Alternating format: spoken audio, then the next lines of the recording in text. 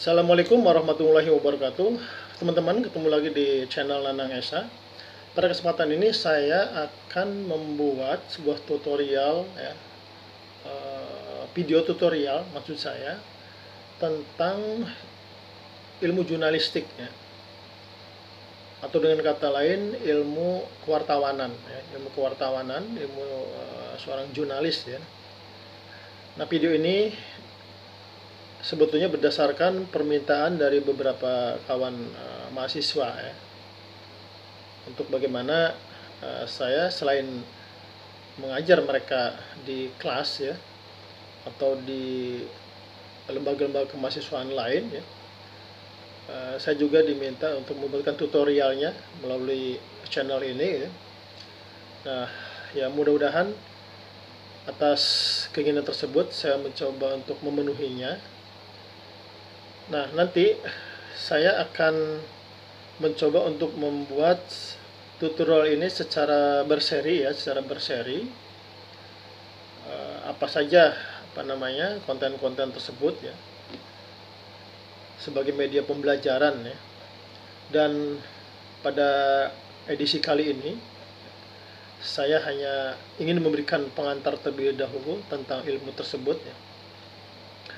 Oke teman-teman, jadi ilmu jurnalistik ini ya sebetulnya bukan hal yang asing ya bagi kalangan dunia perguruan tinggi terutama ya, karena sebetulnya banyak para jurnalis yang kemudian bekerja di media massa itu ya rata-rata mereka mengawali karirnya itu karena terlebih dahulu belajar di kampus ya. Nah, oleh karena itu jadi cukup wajar bahwa bukan hampir lagi ya, mungkin semua wartawan yang bekerja di media massa baik cetak maupun elektronik itu memang semuanya lulusan perguruan tinggi, artinya mereka pernah belajar di kampus. Namun menariknya menurut saya ya, bahwa profesi sebagai seorang jurnalis itu ternyata ya, setelah saya coba amati ya sekian lama, memang bukan domain mereka yang atau mahasiswa yang belajar secara khusus ya di beberapa perguruan tinggi yang membuka prodi jurnalistik. Tetapi nah ini uniknya bahwa ternyata ilmu jurnalistik itu juga bisa atau banyak dipelajari oleh para mahasiswa yang berasal dari berbagai disiplin ilmu gitu. Nah, dengan kata lain bahwa sebetulnya ilmu jurnalistik ini memang sifatnya umum ya, dan bisa dipelajari oleh siapapun. Dengan catatan mereka yang ingin belajar itu tentu harus punya kecenderungan yang kuat ya, punya minat yang kuat dan juga semangat yang tinggi. Jadi meskipun mereka memang bukan berasal dari prodi atau jurusan ilmu jurnalistik ya, mereka toh mampu menjadi seorang jurnalis gitu kan, karena berkat minat dan semangat ingin belajar tadi gitu kan. Nah teman-teman, karena ini sebuah pengantar ya, nanti akan saya coba dibuatkan semacam silabusnya ya. Kita awali dari pengantar ya pada saat ini, kemudian kita nanti akan masuk kepada pengenalan ya, tentang media massa baik cetak maupun elektronik. Kemudian juga nanti pengenalan ya, apa saja sih yang masuk dalam kategori produk jurnalistik tersebut ya, dalam bentuk visual teknisnya gitu kan. Ya, nanti kita akan coba bedah ya, media massa ya, atau konten media massa itu, terutama di media massa cetak ya. Nah teman-teman, karena ini sebuah pengantar, jadi saya berharap ya apa yang saya berikan pada kesempatan ini kiranya nanti bisa bermanfaat ya untuk semuanya, terutama untuk para mahasiswa yang memang memiliki keinginan yang kuat ya untuk menjadi seorang jurnalis ya.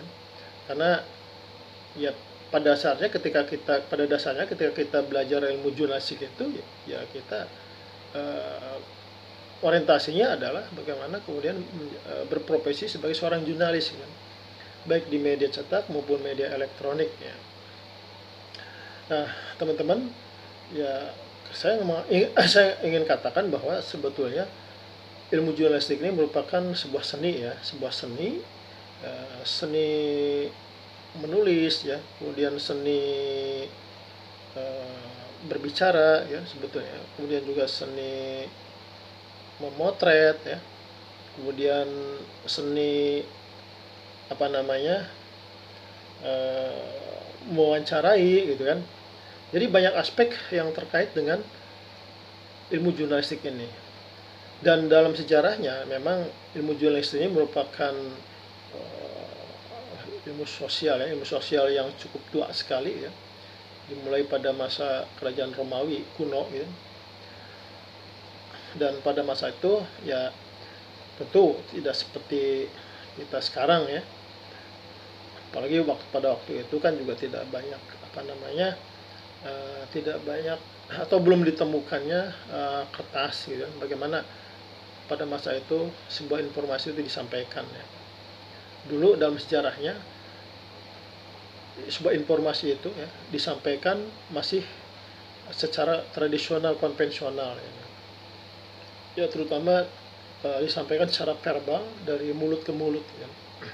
Dan kemudian berkembang sampai beberapa tahun kemudian, beberapa abad kemudian, sehingga tapi setelah temukannya mesin cetak, ya, dan kertas, ya, baru kemudian ilmu jurnalistik itu dicoba untuk dijadikan sebagai sebuah seni, ya, untuk menyampaikan informasi, ya, dan dibuat dengan cara-cara yang rapih, gitu kan. Kemudian informasi itu dikemas dalam bentuk produk cetakan koran, majalah, ya. Lalu berkembang ke media elektronik, ya, baik televisi maupun radio, ya, dan belakangan kita mengenal internet, ya, atau portal, ya. Nah, teman-teman, jadi sekali lagi bahwa kalau kita ingin belajar tentang ilmu jurnalistik, tentu syarat utamanya ada beberapa syarat sebetulnya, gitu kan. Atau saya ingin juga mengatakan kalau misalnya kita ingin belajar menjadi seorang jurnalis, ya, ada beberapa syarat, ya, yang mungkin harus kita penuhi juga, ya. Bukan semata misalnya kita hanya minat yang kuat saja, tapi juga aspek-aspek lain juga perlu dikuasai, ya, perlu kita pelajari, ya, atau perlu kita miliki, ya, seperti itu. Nah, ya, sebelum ke masalah yang lain-lainnya, ya, saya ingin mengatakan juga bahwa syarat untuk menjadi seorang jurnalis itu, selain tentu saja paling tidak ada 3 lah, ya. Ada 3 hal yang harus dikuasai, ya, oleh seorang calon jurnalis, ya. Syarat pertama adalah yang bersangkutan harus memiliki pengetahuan, banyak pengetahuan, ya, tentang apa saja. Pengetahuan apa, ya? Pengetahuan ilmu, ya, yang akan kita tulis. Misalnya apakah itu bidang ekonomi, bidang politik, bidang hukum, ya. Kemudian juga mungkin masalah-masalah sains, ya, teknologi, ya, dan seterusnya. Jadi itu dulu yang harus kita kuasai, ya, sebagai modal, ya, ya. Yang kedua, apa yang harus kita kuasai, yaitu bagaimana sebuah informasi itu bisa sampai kepada pembaca, ya, dengan baik dan sempurna. Nah, tentu di sini, ya, penguasaan di sini bahwa artinya penguasaan di sini kita harus mengenal, ya, dan menguasai tentang bahasa informasi itu sendiri. Dalam hal ini adalah bahasa jurnalistik. Karena untuk menulis sebuah berita misalnya atau produk-produk jurnalistik yang lain, kalau kita tidak menggunakan dengan bahasa Indonesia yang baik, atau bahasa Indonesia yang misalnya logis, ya, populis, gitu, maka informasi yang kita tulis dan sampaikan melalui media massa itu bisa saja menjadi tidak efektif, gitu kan? Tidak bisa diterima secara efektif. Nah, apalagi kaidahnya banyak salah, ejaannya banyak kurang sempurna, gitu kan ya. Nah, jadi menurut saya ilmu bahasa ini atau bahasa Indonesia jurnalistik ini juga perlu kita kuasai. Itu yang kedua. Lalu yang ketiga adalah keterampilan menulis berita itu sendiri, ya, sesuai dengan kaidah. Kita tidak mungkin bisa menulis, ya, sebuah berita kalau misalnya kita tidak menguasai ilmunya. Apa yang akan kita informasikan kita tidak paham, tidak tahu, gitu kan. Kedua, kita juga tidak mungkin menyampaikan informasi apa yang kita tulis itu bisa diterima oleh khalayak secara sempurna, secara secara wajar, ya, kalau misalnya bahasa Indonesia yang kita sebagai alat komunikasi yang kita sampaikan itu kurang bagus. Ya, bisa saja kita menggunakan misalnya bahasa sehari-hari, tetapi ingat ya bahwa di dalam kaidah penulisan itu ada syarat, gitu kan, terutama dari segi bahasa Indonesia. Nah, kemudian ya yang ketiga itulah kita bisa menuliskannya, ya, dalam sebuah seni, ya, seni menyampaikan informasi.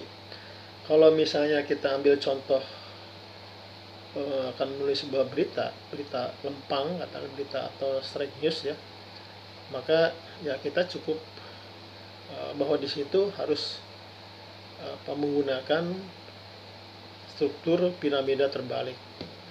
Jadi piramida terbalik itu poin penting di atas, yang tidak penting di bawah. Kemudian juga ada kaidah harus ada unsur 5W 1H, yaitu what, where, when, ya, who, kemudian ya how, why, ya.